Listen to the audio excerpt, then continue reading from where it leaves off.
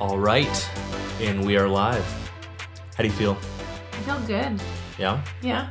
What did we do today? We went shooting this morning. Shooting? What did we shoot? Guns. What else would you shoot? We live up in the mountains, as I'm sure many of you regular listeners are aware, and so we drove quite a ways up, found a spot against a bank. Is she outside? No. Okay. Oh, it's fine. It's fine. No, let's shut it. Okay. So needy. That'd be our dog. And it was you and I and my brother-in-law, Oren O'Connell. Mm-hmm. And we brought several firearms and things to shoot at. Yeah. One thing in particular was a CO2 canister, like for paintball. If anybody out there's played paintball before, you've got these CO2 canisters that basically launch the paintball out, you know, and you get them filled up every so often, especially if you play quite a bit. And so the last time I had gotten this filled, it's been like at least 3 years. No, I mean... since we tried to get it Okay, no, checked. I probably got it filled like a decade ago. Whoa. Yeah, probably back in like 2008. Because that's the last time I really Serious? played paintball, you know, much. But then it was like 4 years ago or so that I took it in to see if they could refill it. Mm-hmm. And they said, no, sorry, it's expired. So these things have an expiration date where they just won't top it off or anything. So I knew it maybe had half left. And I went in to have them top it off, and they just wouldn't. And so I was like, well, what do I do? And she's like, well, we can take it from you, and we'll just dispose of it. And I was like, well, how do you guys dispose of it? And she's like, oh, we just take it out back and we shoot it. And so I was like, I'll keep that. I will dispose of that. For the last 3 or 4 years, I've had it sitting in the garage. It's moved with us like 3 times. 3 times. Stupid thing. And today I finally took it out and shot it. So actually, if you go to my Facebook page or my Instagram, just Kylan Ginger, at Kylan Ginger for all of them, you can actually see a video of me shooting this CO2 canister, and it blew up. It exploded. Yeah, it did.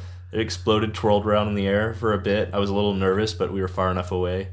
And I actually shot it with a 30-06 from the 1930s that's been passed down from generation to generation through our family.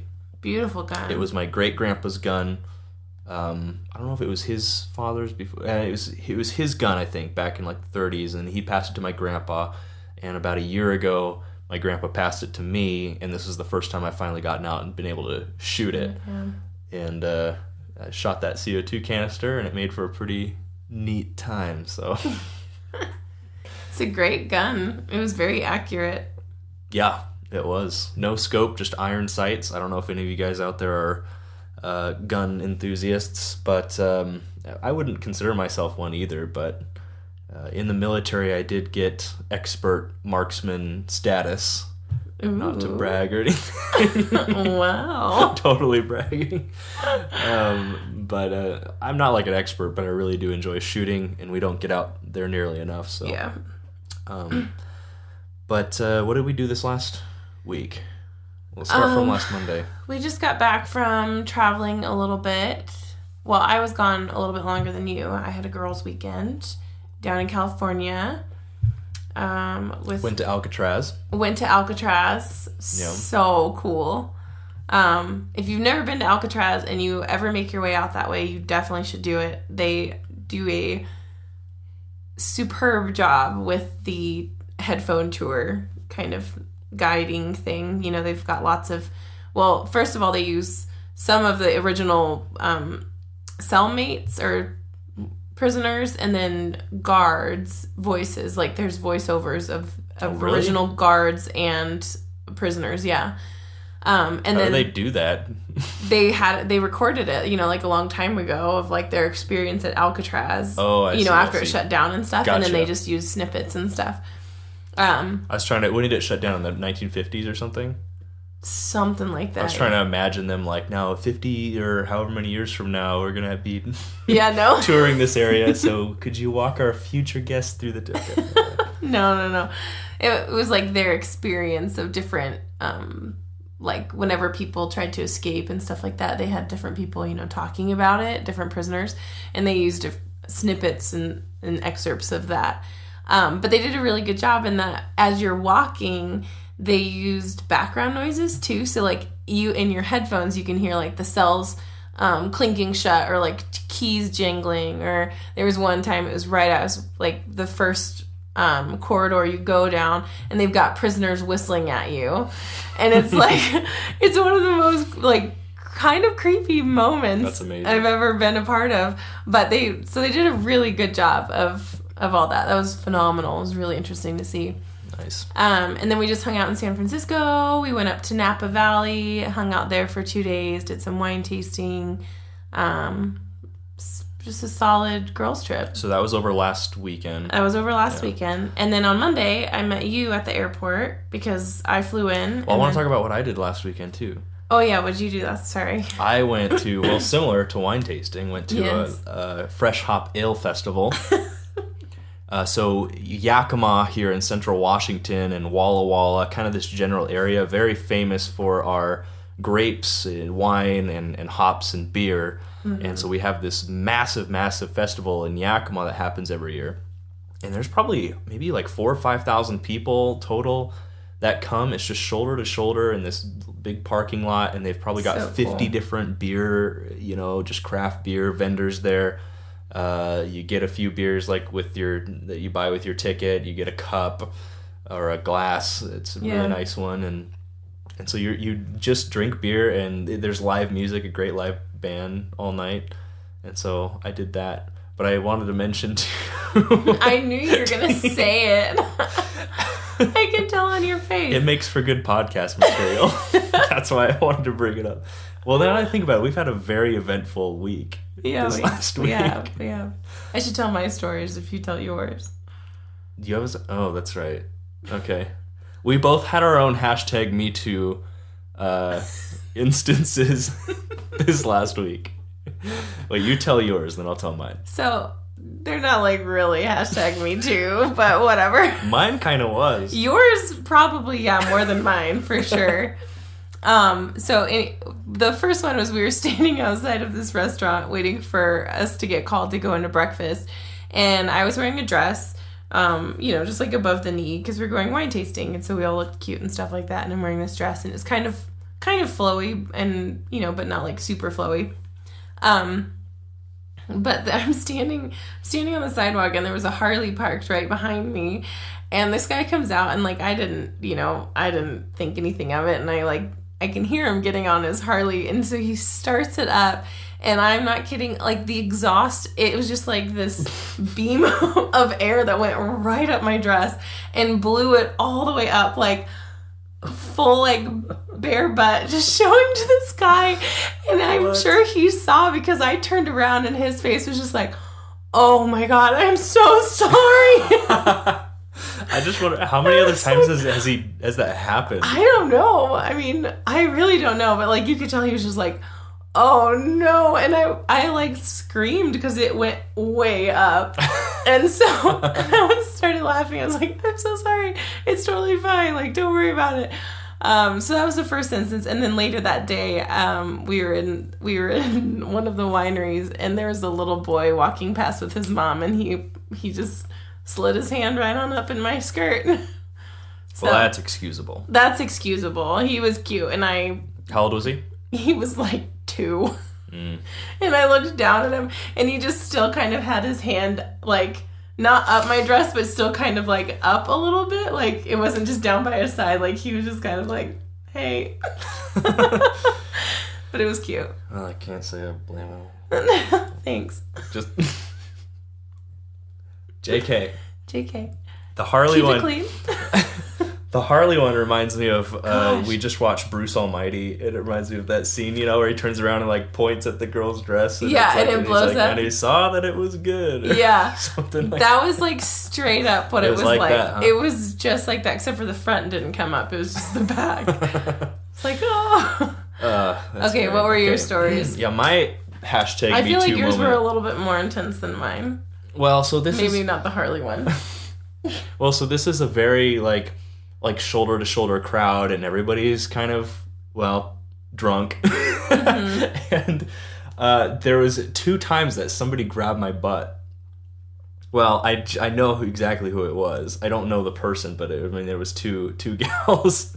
One, I was sitting around talking with a couple of my friends, and it was this blonde gal that like came behind me and like just gave it like a little bit of a kind of a. Wait, like you a- know who it was? No, I don't know who it was. Oh. I know that it was a girl like each time. Like and I could see the person like as they were walking away, but I don't know who they were. But one was a blonde, and she just kind of like A little pat? yeah, you could describe it like Like that. a pat? Okay. It wasn't like really aggressive, but it was, it was there. Like I noticed it. It could have been an accident, honestly. I mean, if it was an accident, then like she should have been embarrassed by how much of an accident that was, because it wasn't just like a brush or like whatever. like that. Yeah, it was like oh. And then it was later that night, right before we left, that there was I was walking and Landon was behind me, and there were like 3 Hispanic gals that walked to the left of me, and they walked by, and one of them just grabbed my butt just super aggressively. Like it Like was she got up in there. yeah, it was a full on, and it startled me, and I turned around and looked at Landon. I was like, "Was that you?" he's like what? And I just looked at these gals, and they just were like, it was definitely one of them. But Dang. it was an aggressive, and again, it's just It like was an aggressive. you can't grab. you're the crowd is so big that, and you're so shoulder to shoulder, and everybody's moving around so quick, and everybody's drunk, that it's like people can just get away with that, and so That's crazy. anyways, I'm gonna go and write a big long Facebook post and Whatever. get super angry about it. Truth is, I'm actually kind of flattered.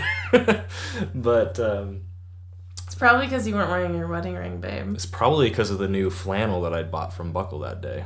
That thing looks pretty good. Oren said it looked good too. That's true. Okay. We could move on from that. Yeah. That sounds like a good idea. Okay. Yeah. So then Monday we met up at the airport Yeah, so you flew in from California. I drove, from home with our business partners, went to in Chelan. in Chelan. Met you at the airport, and we flew to Minneapolis. Yeah. So Which was sweet. For people that aren't familiar, so our business partners, Landon and Kennedy Wilkinson, are the Landon is the son of Russ Wilkinson. Well, so we're business partners, and our dads are business partners. Is basically how that works. Yeah. So it's That's like a easier way to say it. yeah. I was trying to go too deep there, but it's like basically 2 generations of families working together in business. And so my dad and my business partner's dad have worked together for like 15 plus years now in basically a real estate investment and development firm. And recently, since 2016, so not recently, it's been a long process. They've been actually developing a Marriott hotel in Minneapolis. Yeah. Signature. And yeah, it's one of their, I think it's Autograph. Is what it's Autograph, called. sorry, yeah. So it's like their Autograph. So it's not a regular Marriott. It's they have like a very exclusive Autograph line of hotels, and each hotel is very unique and different, and it's part of their Autograph collection, I guess. That's cool. And so this has been in the works for a long time now, and this week was their grand opening. And so, my dad and my business partner's dad have just and their entire team have just been working incredibly hard. And dad there, I know for a while, my dad he's super healthy, super fit, very, very hard worker, but there was a while he was like, he got kind of skinny, he was looking a little unhealthy, definitely very stressed out, and Probably not eating as much as he because normally there were does. several times when this thing almost fell through, but it ended up happening. And so this week was their grand opening, and so all the family was going down basically this whole last week to support and celebrate this huge accomplishment.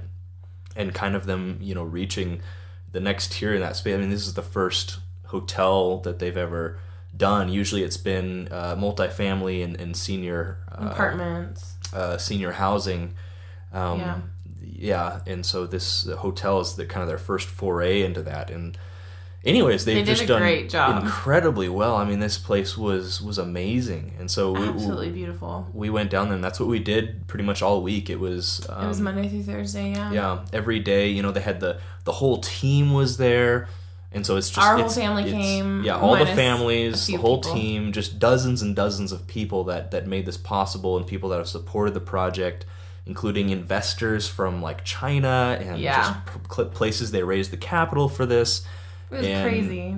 And just had them over. And so all week it was touring the facilities, it was touring, the city, it was several different events to mark the grand opening and celebrate everybody's participation in this. And so, it was nice because we were kind of being wined and dined in this hotel, like we didn't have to pay for anything. We got like the first to use these brand new, just gorgeous rooms. Yeah. In this this is like a $350 a night kind of hotel. It's set up to be one of the best hotels in Minneapolis. Yeah. And just an amazing experience. But watching Dad get up there and talk to everybody and talk about the team and everybody's efforts and just how he led the whole thing was incredibly inspiring. It's a lot sometimes it's overwhelming. It's like the kind of legacy that we get to live up to. Yeah. But, it's such a positive thing too at the end of the day. It was a very proud moment. I know that for sure. Yeah. A very proud moment. Yeah, really. I mean, you just see all these just, amazing individuals that have accomplished so much, these high net worth individuals that are a part of this project, and Dad just up there kind of leading the whole thing, standing in the lobby, standing in the conference room of this gorgeous hotel.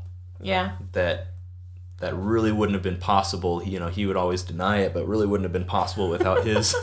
He did try to deny it. Shalane and I made it our goal one night to get him to just, say thank you for, whenever we would give him a compliment. And he would, just, oh, well, there's a great team. And we're like, no, just say thank you. Be okay with that. It's nuts. If you guys want to learn more about my dad, so his name is Lonnie Ginger, he actually has a podcast called Systems for Success, and you can find out more about that at systemsforsuccess.com. And anyways, just an amazing man and father and best friend now.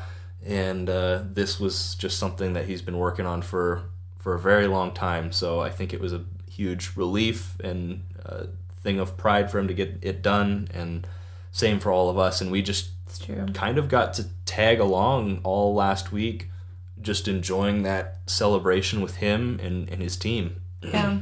There was one thing that someone said at one point about your dad, and it was like, if there's one person on this earth that I don't want to bet against, it's Lonnie. That's right. Yeah. And it was in the context of actually accomplishing this project. Yeah. Yeah. Because there were so many times it was going under. It just was not going to happen. Yeah. And I don't know all the details, but he had pulled it through. Yeah. And so it's just a testament to, and this, and even getting to the point where you can develop a hotel is incredible. I mean, it takes years. I mean, I've watched Dad in this, lead this company for the past 15 plus years to this point. And even prior to that, all the things he did that were entrepreneurial and, the systems for success and all that stuff, it just prepared him for a moment like this. And now I can't even imagine what's next. And so what is it that Tony Robbins says? Yeah, I doubt it. Yeah. What is it that Tony Robbins says? He's like, people underestimate what they can... People overestimate what they can accomplish in a year and underestimate what they can accomplish in a decade. Mm. And so it's amazing to see, a couple decades of Dad just really busting his ass. And the scale of the things he's going to accomplish. I think I can say this out loud, but I mean the budget for this place was over $55 million. Yeah. And that's just for developing the hotel. I think hospitality too. Maybe. I mean, I don't know. Yeah, I mean the capitalization of this project was larger than that even, but just the budget to, anyways, just crazy stuff. Yeah. We were just talking about that the other day too, though, thinking about like where we do this often, where we just talk about like where were we even, like a year ago or at the beginning of this year. We set goals at the beginning of each year. We have our family, what do we call it? Family goal setting weekend. We talk about the goals we want to accomplish in the year and stuff, and looking back, maybe some of the goals haven't been accomplished, maybe some of them have, but then it's fun to think of all the other goals that have been accomplished that you didn't even think of or you weren't even in your line of sight starting out. Yeah. Yeah. So that's the majority of what we did this week. Yeah. We drank wine, drank beer, toured Alcatraz, went to a hotel grand opening in Minneapolis. Which, Minneapolis, by the way, is an awesome city. Oh, it's an amazing city. So cool. We did these little, like, Lime scooters where you scan your phone and you get to ride them around. They're little electric scooters. They're so fun. We went to the Mall of America.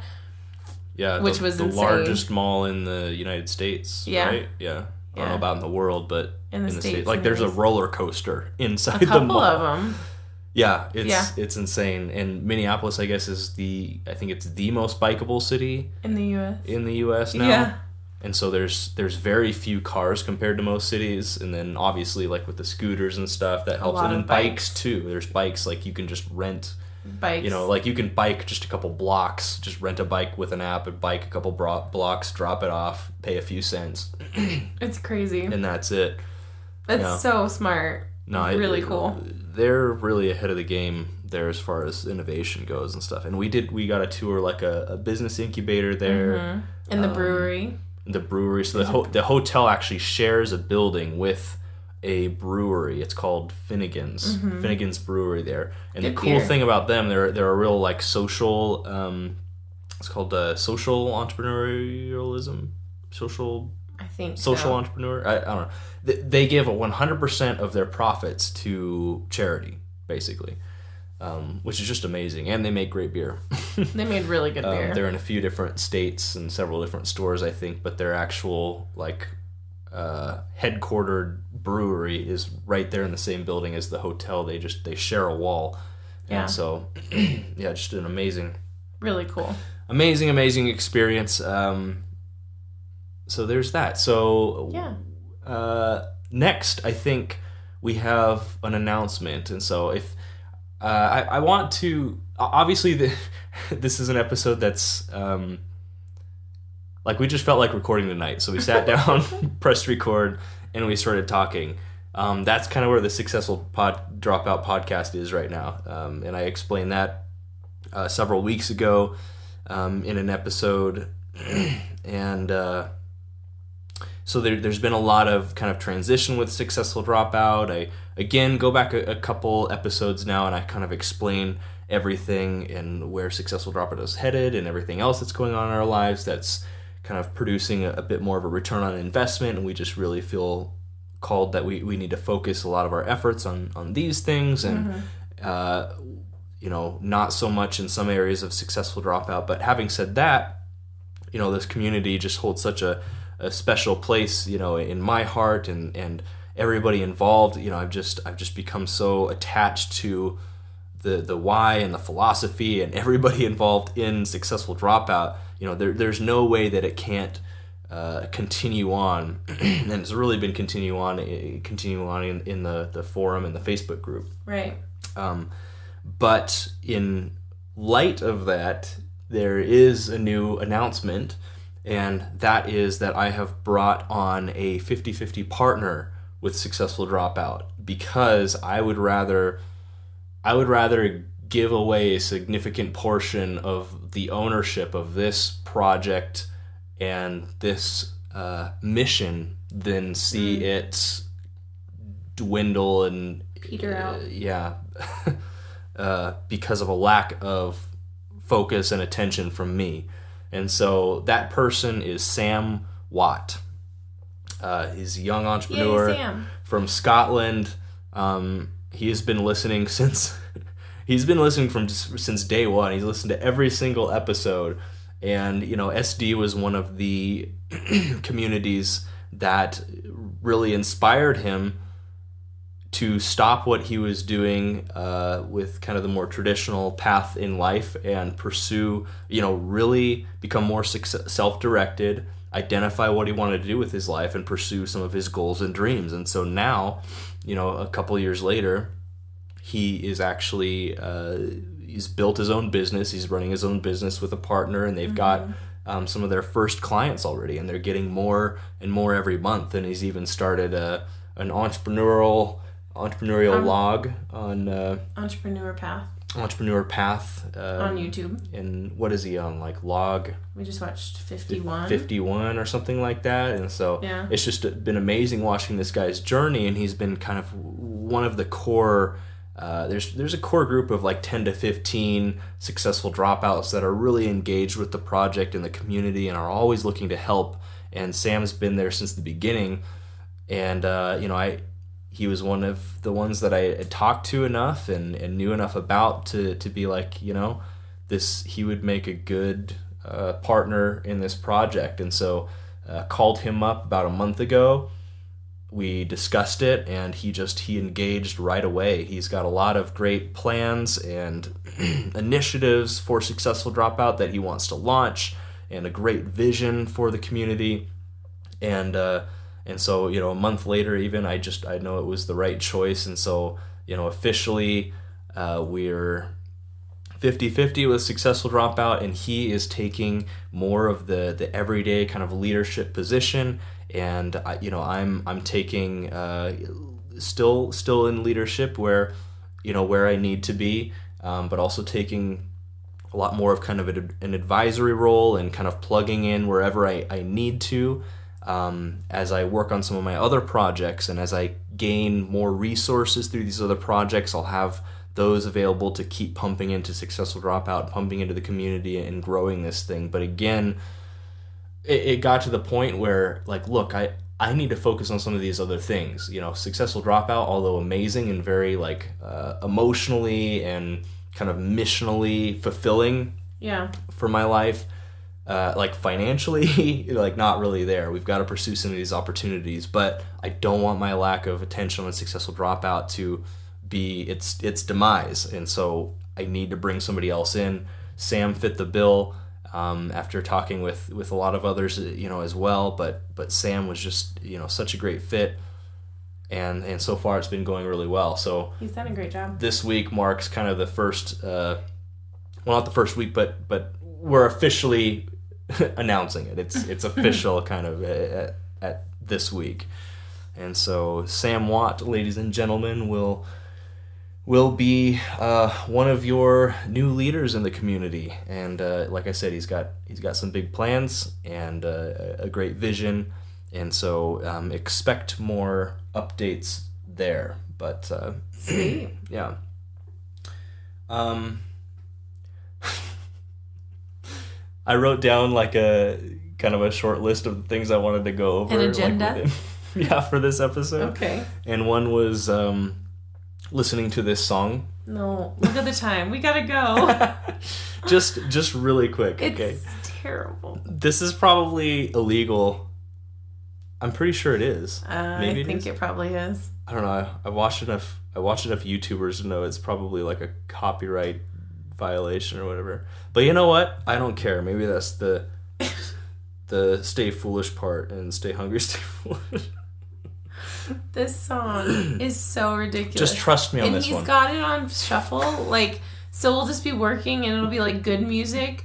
And then all of a sudden this song will pop on and it's the worst. It completely distracts me from whatever it was I was focusing on. Let's just say that. I won't play the whole thing. It's called, but it'll give you a good laugh. I promise you. If you're in your car and you have, I don't know, or you're carrying a hot cup of coffee or something, maybe put it down because you'll probably laugh pretty hard. I don't know, I did. It's called Stout-Hearted Men by a guy named Shuby Taylor. And the Shuby part is very appropriate. And I just want to give a shout out to Riley Wilkinson for sending Showing you the song. Thanks, Yeah. Ry. Okay, here we go.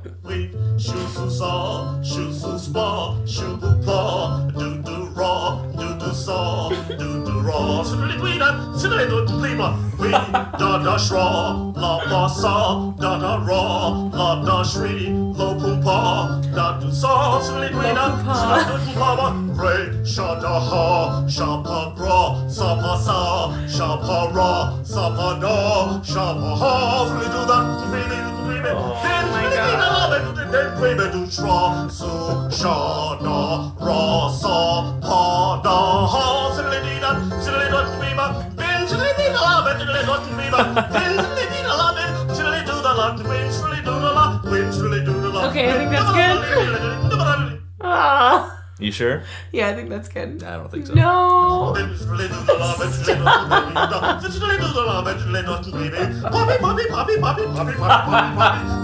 Okay. Okay. All right. You know what that reminds me of? Oh, man. There's a Silly Songs with Larry from VeggieTales. There's one where he kind of goes like, Oh, yes, VeggieTales. oh, I love my lips. Yeah. Where he's I like, mean, I don't know it, but I know it. I love my lips. Yeah, it's kind of like this guy. Okay.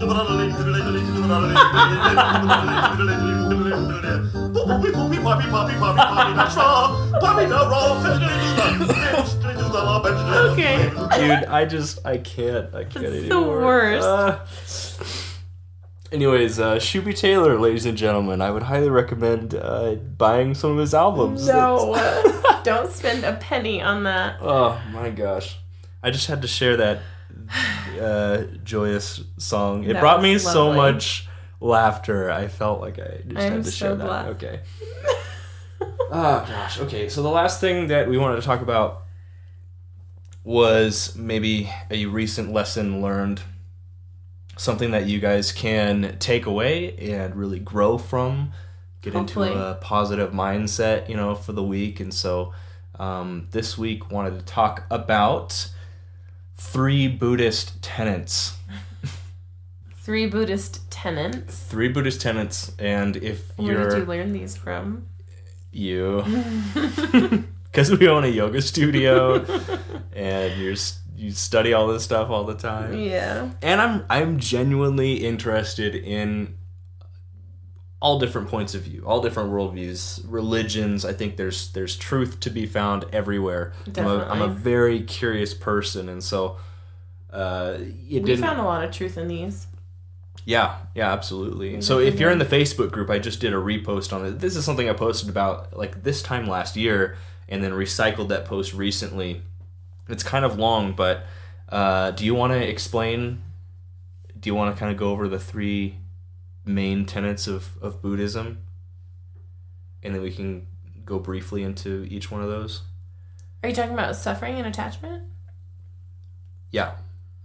Okay, so all suffering comes from a form of attachment. That's one of them. Yeah, let me open up the post here. Okay, no, so the first is that suffering exists. Yeah. Okay, yeah. Suffering exists. Right. And then the second belief explains... Well, let's expound on that a little bit. Okay. So suffering exists. Everybody got it? There is suffering. There will be suffering.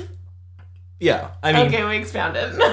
I mean, I don't know. There was a point in my life when I was a little bit more naive, probably, I would say like maybe 20, 21 or so, when obviously I knew like suffering exists. Like I feel anxiety all the time because I don't know what to do with my life, and we're not making very much money, and you're a teenager, and it's like people are making fun of you, and you're super insecure, and you're trying to figure out who you are, your identity, all this stuff. That's a rough age.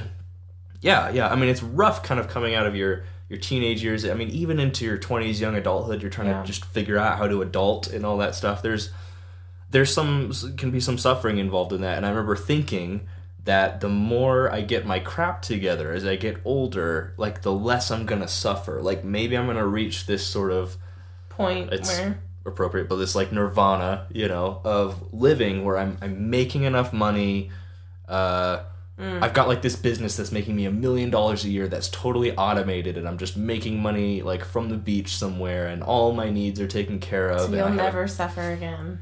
Or that when as the longer life goes on, the more successful I get, the less I'll suffer is kind of what I remember thinking. And so and logically you keep following that, and you think like there's gonna be a point where I'm kind of reach maybe a prolonged, like minimal amount of suffering in life. But the truth is, like, no matter how successful you get by almost any definition of the word, there's still suffering, like everywhere. Sometimes it can even be magnified the more successful you get, depending on who you are. So like as the years went on, something that I started to realize is that like suffering is just, it's always there. It's like gravity. And this is something that I remember when I did ayahuasca. Like again, kind of a woo-woo like experience. It's weird for me because I'm pretty critical about these things, but my personal experience there, my subjective experience there was like I felt like I encountered evil. Like I kind of saw evil for what it was, and it wasn't like this thing that was really out to get me, out to make me fall, out to make me feel terrible or tempt me or anything like that. It was, or a being or anything like that. It was a force in the world. It was like gravity. It was almost completely necessary to hold the universe together. And so that's what I've kind of realized suffering is. It's this thing. It's always going to be there. It's a part of life. And I personally think that it's necessary. Right. I really do. I mean, if you're talking about, and again, this is kind of why woo-woo, but if you're talking about, you seeing evil as a force, it's a force to balance. It's like the yin and yang kind of concept. I think suffering and non-suffering, they both exist. They both, it's like a fluid thing that moves, as the years go on, and sometimes it's swaying one direction, sometimes it's swaying a different. Like they're very cohesive. I believe. You go through seasons. I think so. Yeah. So why do you think suffering is necessary then? Because if we didn't have suffering, we wouldn't know what it was like to not suffer. Right. If you didn't have pain, you wouldn't know what it felt like to not be in pain. Right. Yeah. Right? That you have to have that gauge almost of like what pain is, what pain isn't, but also I think the relativity. Yeah, but also like to what degree too. It's like there could be minimal suffering, there could be great suffering.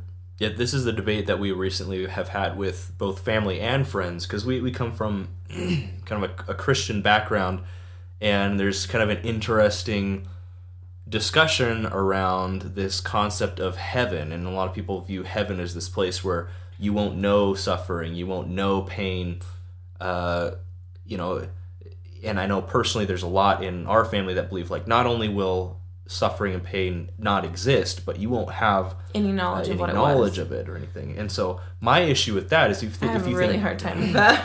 Yeah, if you think logically, it's like if heaven is supposed to be this great place, then I feel like you still have to have this knowledge of evil and pain and suffering to realize how great of a place it is. Yeah, or you don't have anything relative to the good. Like you don't understand what good is. Yeah. But then the issue there, and this is maybe going off on a tangent, but if you have this knowledge of evil and suffering and just bad things, like how can you have that knowledge and be like somebody who has free will and not have the ability to still go back to that? Yeah. And if you have the ability to still do things that are evil or think evil thoughts or something like that, then that's crazy. Is it really heaven? It's this, and so I have my own theories of if there is some sort of afterlife, like what, or what that would look like, or if it's cyclical too. We've had that conversation. That's going Yeah. deep, though. We're going way on a, Okay, let's stay with suffering. on a tangent. But the fact is, suffering exists, and it's just inevitable. It's something that you not only have to learn to live with, but that you should learn to gain from. Yeah. Because you can gain from it. Well, I think if you have the expectation that suffering exists, then you can easily find how to gain from it, or find an easier way to move past it if you realize. Because I think that's what that could be a whole nother topic too, but I think that's what people end up getting caught up on, is like, I'm not supposed to suffer and now I'm suffering. And it's like, well, everyone suffers. How are you going to grow from this? How are you going to move past it? And some people, I think, get too caught up on the actual suffering part because it was unexpected. Well, people want to avoid suffering. True. And so when suffering happens and they're trying to avoid it, they think like they're doing something wrong or something, And so something I say to myself every day is that life is always happening for me, not to me. And that's just a reminder that even though I might be suffering that day in some way, shape, or form, there's a reason for it, and there's a way to grow and to learn from it. And that's a much more powerful mindset and advantageous mindset than, oh my gosh, this bad thing is happening to me. How can I avoid this? This is terrible. Right. Living in fear like that. Right. So, yeah. So the second tenet. Anyways, yeah. Second tenet is, so first one, suffering exists. We can all agree. Yes. Second one explains where suffering comes from. And suffering comes from an attachment to desires, or an attachment of any form, really. Which makes sense when you think about it, because why do you suffer? For instance, like I'm trying to think of something like for instance, a lot of people think they're suffering or are suffering from poverty, or just a lack of the kind of financial situation that allows them to live the kind of life they want to live. Right. Right? So when they're not making the kind of money they think they should, that can be considered a form of suffering. Right. But if you think about it logically, the whole reason they're suckering. Oh my gosh. That's weird. No. The whole reason that they're suffering is because they were attached. They're attached to trying to have that money, that kind of money in the first place. Yeah. If that makes sense. Or but I feel like you can, because it's okay to have goals, right? Or dreams or visions of like what you want your life to be like. But I think where the attachment can go wrong is if you are so attached to something that when it doesn't happen when you thought it was going to happen, or how it was going to happen, that it breaks you or it devastates you. Right? Like you can't see, oh, well, maybe there's a different way to go about this, or maybe it's just going to take a little bit longer, or, like it cripples you. That's the kind of attachment that suffering comes from, is whenever it doesn't happen, you're paralyzed and you can't move forward. Right. Yeah. So, for instance, if you're suffering from the cold, it's because you're attached to this desire to be warm. Right. Like, you wouldn't be suffering from the cold. Like, animals that are born, bred, and live their entire lives in the Alaskan tundra or something aren't suffering because it's so cold out there, because it's all they're used to. They don't know what it's like to chill on a beach in Malibu or something like that. You know what I mean? Right. So it's that, so they're free from that, suffering from that particular situation. Right. So it's the same.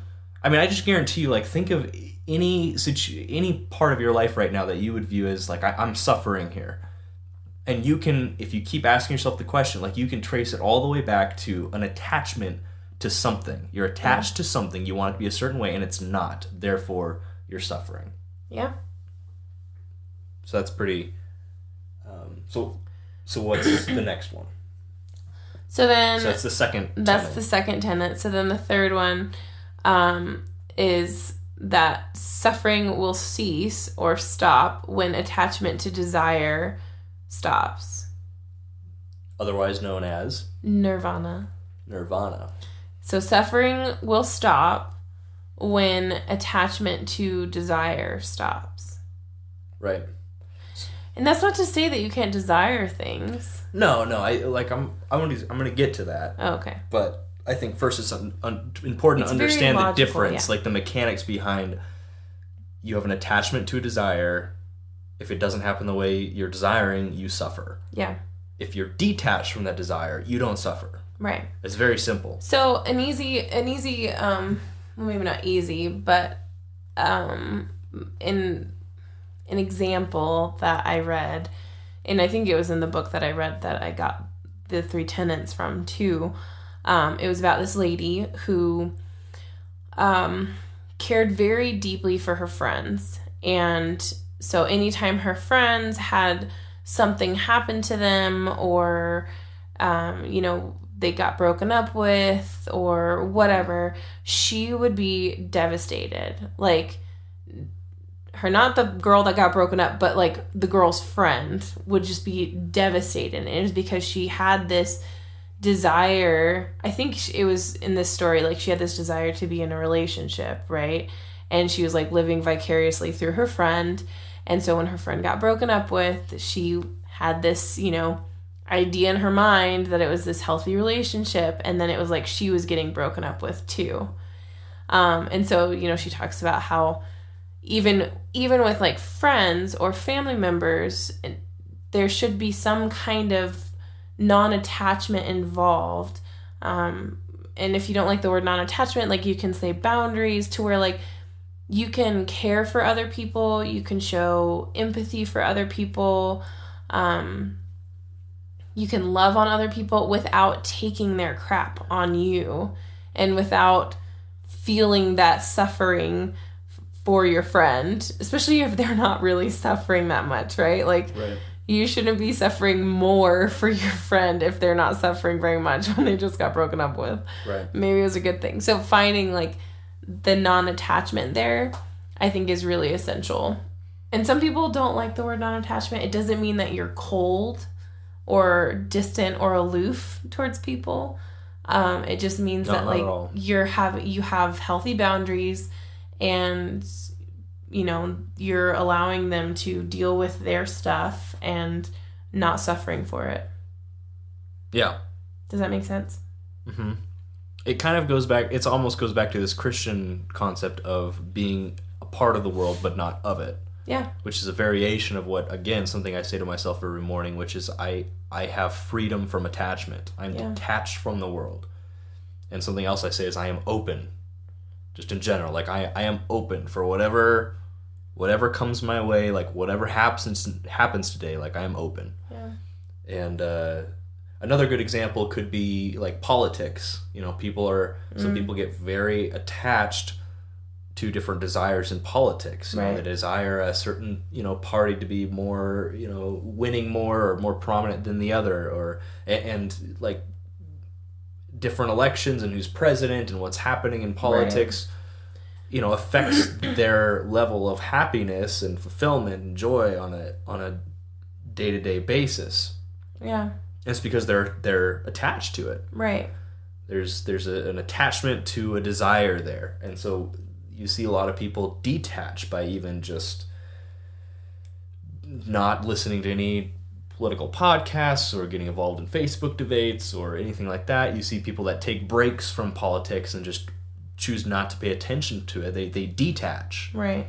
And that source of suffering is completely gone. Right.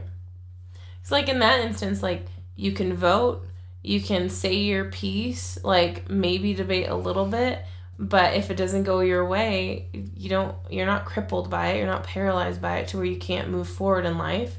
You just say, oh, okay, this is a season. Hello. Like, 8 years isn't that long. Like... 8 years? 8 years? Oh. 4 years?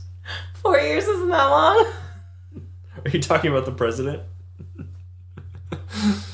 Oh, good. Yeah. Moving on. But seriously, like, I mean, 8 years, okay, for every other president that's been elected twice, like, 8 years really isn't that long. It goes by in a flash. I remember the first time Obama was elected, it seemed just like yesterday. Right. It goes by quickly. Well, a lot of that's just because scientifically, the older you get, the faster time seems to go by. Yeah. Which is unfortunate. I wish it worked the other way, but whatever. That's true. Whatever. I am totally detaching myself from the desire. Of time. Yeah. I will not suffer. Time does not own me. So back to the concept you were talking about. Like, so does this mean that you should detach from your desire to be successful or to achieve certain goals or anything? No. Right. And why that is, and I'll kind of explain based off of my Facebook post here, because past Kylan is way smarter than two glasses of wine. Current Kylan. Current Kylan. If you watered a plant, it would not be because the plant craved water. It's because the plant requires water to live. That's very different from wanting, desiring, or craving water. When you're hungry, you eat. It's not because you crave food or you have a desire for food, not like as much as it's because you require food to like live. It's natural and good. Yeah. And so I think that's the difference. You should still set goals and desire to be better. Like Jordan Peterson talks about, like, you should desire to one-up yourself from yesterday. You shouldn't compare yourself to anybody else in the world, but except for who you were yesterday. And that's a good, really good reminder. Yeah. And so that is different because that's necessary for happiness, for peace, for joy, for personal fulfillment. It's like, you setting goals, achieving them, becoming better, challenging yourself as an individual, and desiring those things. It's absolutely necessary for your well-being. Like, it's necessary for a plant to be watered, or it's necessary for you to eat food. Right, or if you have a family, it's necessary for their well-being. Right.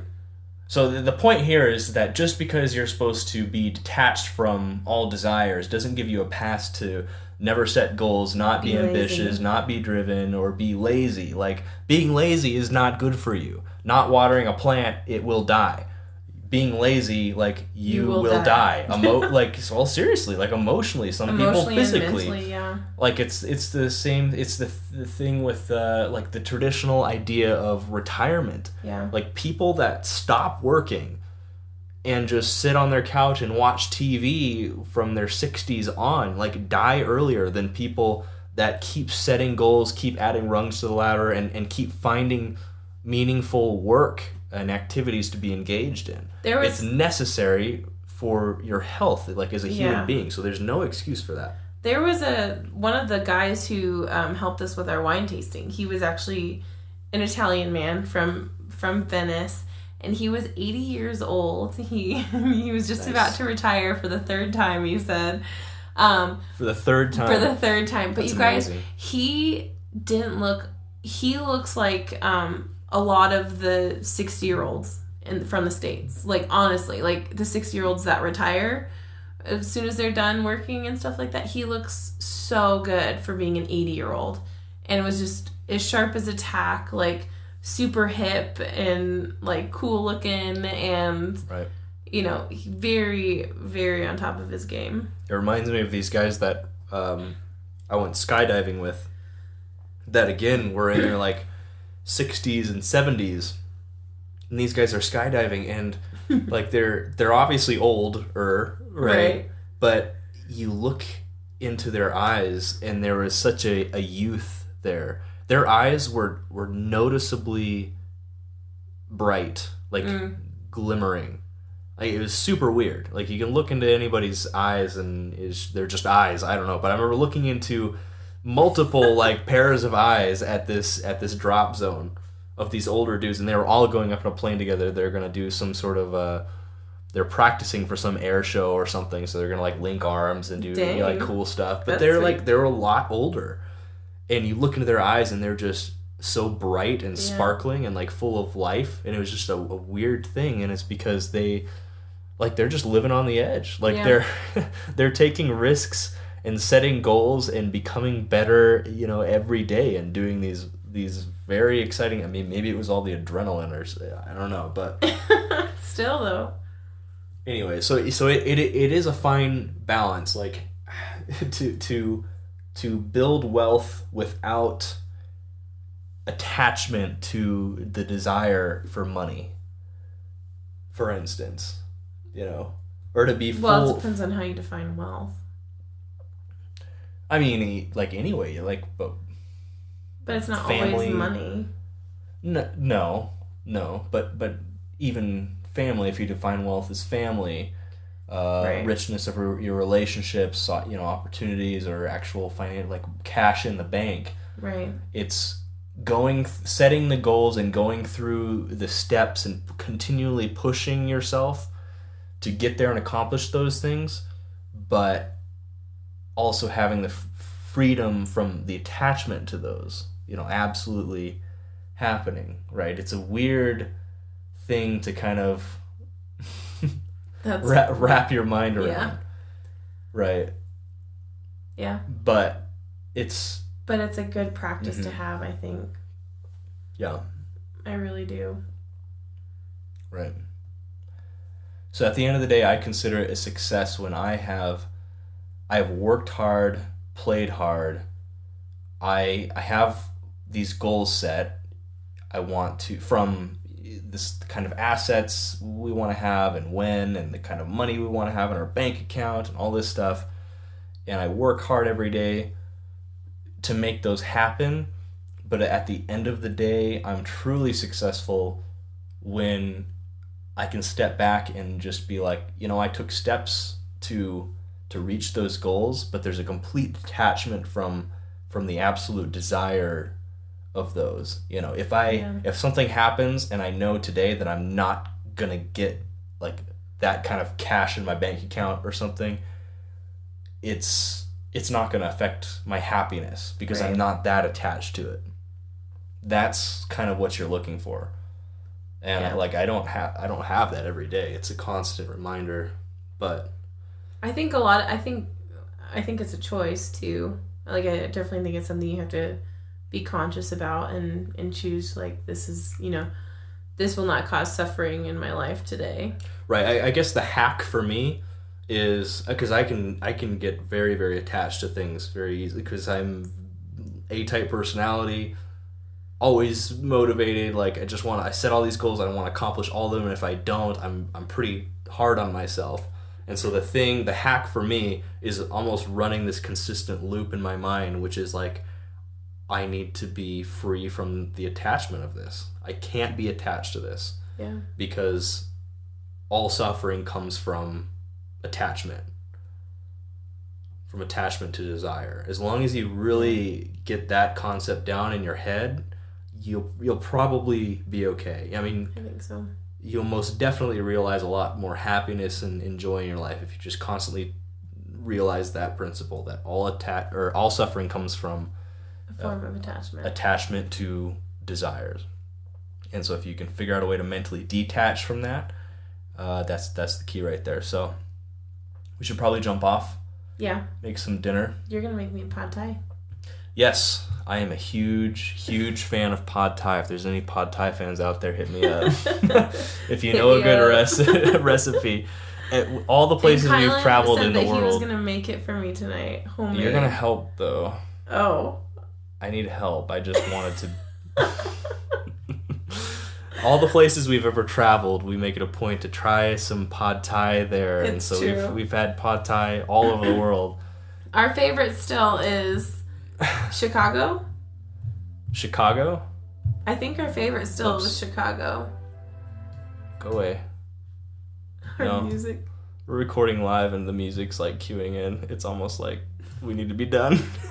We're not done Smart yet. computer. Yeah, favorite was in Chicago. Yeah. Right. It was this cute little restaurant, and we came in like the day before they were shutting down. And Are you it sure was, it was Chicago or was that Pensacola? that was Chicago. You sure? It was this little hole in the wall. I remember it. And it was this little old lady. She's like a grandma, and she did all the cooking, like all the time. And she was just getting too old, and no one knew how to cook as good as her, and so they shut down. Sad. It was sad, but it was so good. All right, well, we're going to go make some pad thai. Let's do it. And with that, we'll say, stay hungry, stay foolish.